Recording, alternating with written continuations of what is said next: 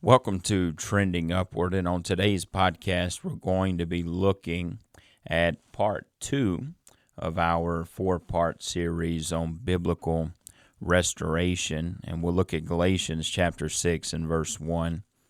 Brethren, if a man be overtaken in a fault, ye which are spiritual, restore such an one in the spirit of meekness, considering thyself, lest thou also be tempted. In this podcast, we're going to look at the types of falls. The very first word recorded by the Apostle Paul in Galatians 6 and verse 1 is brethren. Paul is writing to believers here. When it comes to the restoration of the fallen brother, we must be committed to the biblical process. Paul is saying, in essence, if a man be overtaken in a fault, this could be a man, woman, boy, girl. If an individual is overtaken in a fault, the word overtaken means to come up with in a course, pursuit, progress, or motion, to take by surprise. Exodus 15 and verse 9 says, the enemy said, I will pursue, I will overtake. This means that the devil will run up on you. You will recognize and flee, but as you flee, the devil will pursue. In the definition of overtake, it says to take by surprise. So in essence, the attack was not expected. Most people, if they are trying to live right, should be surprised at the suddenness of wrong as it appears in their life. However, they should not be surprised by their ability to do wrong. It could be likened to the surprise of an enemy attack. It would be very similar to going about your day and experiencing the suddenness of a gunman. You were not surprised at the potential of it happening, as we live in a dangerous world, but you know as well as I do that we live in a sin-sick world. But you were surprised at the suddenness. We hear things like it all happened so fast, or it was all of a sudden. But we must be reminded of our arch enemy, the devil, at all times. We must daily be reminded that the devil is lurking around and pursuing for the reason to overtake and devour. Which brings us to what the enemy would overtake believers in. The enemy seeks to overtake believers in a fault. The devil wants every believer to find themselves in a fault.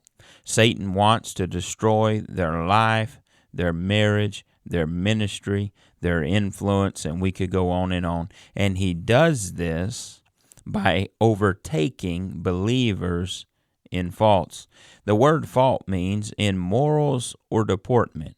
Any error or defect, an imperfection, any deviation from propriety. Basically, it could be anything that is wrong. Now, when it comes to those who have fallen, there will be 3 types of falls from what I have seen. Hopefully, these types of falls will shed light on the restoration process. Hopefully, they will shed light on the individual and where their heart potentially is. First off, we have the fall of ignorance. In the definition of the word fault, we see the word inattention. It essentially means a lack of paying attention. Essentially, they were unaware. This means that there are times when someone will fall, and they did not wake up that day and plan on falling. Some can testify that they did not wake up one day and plan on trying alcohol for the first time to then lose many years of their life as a result. I have dealt with many who have fallen, and they were just young and ignorant to what a life of sin would truly bring. They were also ignorant to the fact that you could only try some things one time and the hook would be set. Many people did not wake up one day and say, I am going to jail today. Many did not wake up and commit to doing something foolish that would ultimately cut their lives short. Now, all of us can testify to the fact that we have fallen at times, and we did not plan on it. Why is that? It was a surprise attack. As a result, we were overtaken in a fault. So the first fall is a fall of ignorance. Notice this. The next one is planning against a fall, but falling anyway. When you're dealing with the fallen, there's something to bear in mind. The fallen know better than you do what led to their fall.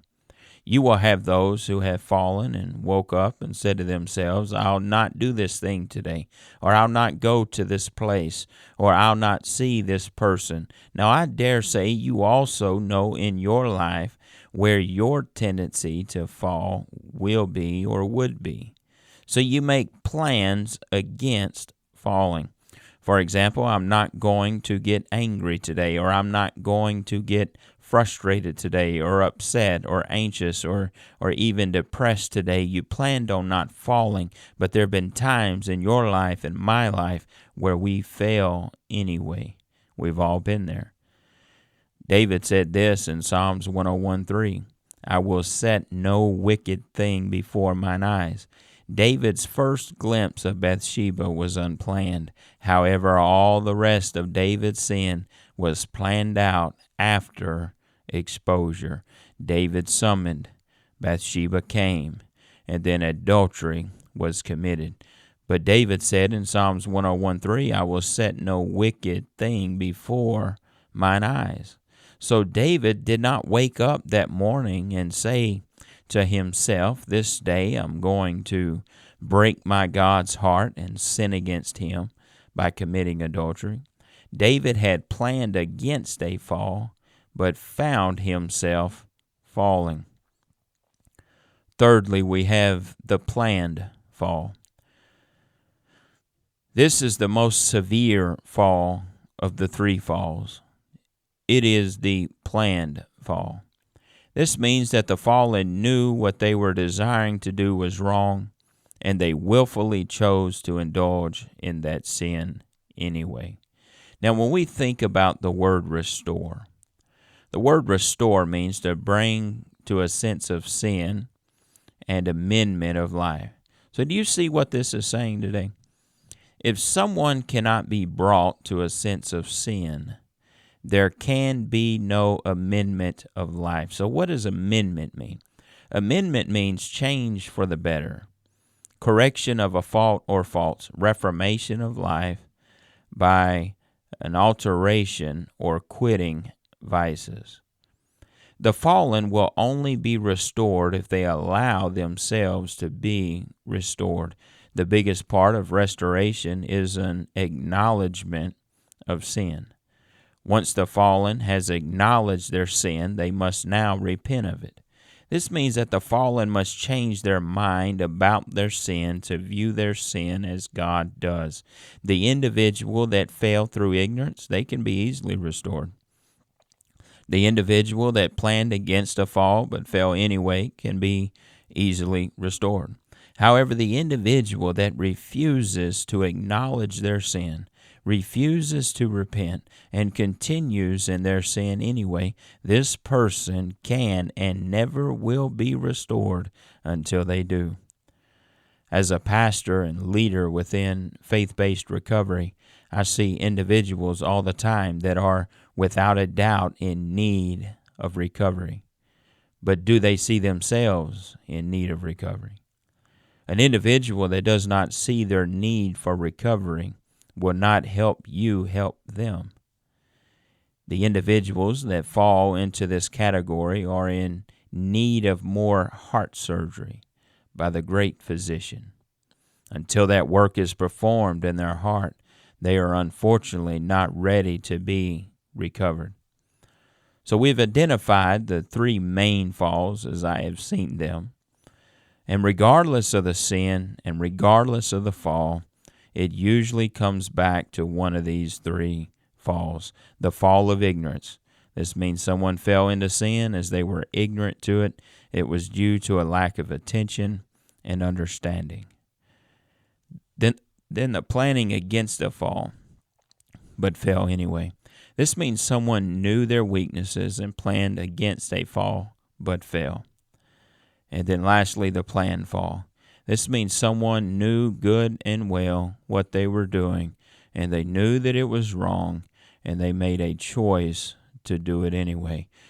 With these truths in mind, let us look to who God will use to help restore the fallen. And we will look at that next week as we look at part number 3 on biblical restoration.